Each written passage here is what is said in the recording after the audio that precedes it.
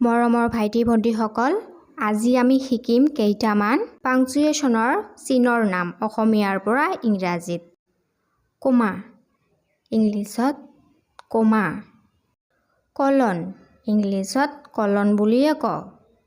আধা কলন, ইংলিছত ছেমিকলন। পূৰ্ণছেদ, ইংলিছত ফুল ষ্টপ।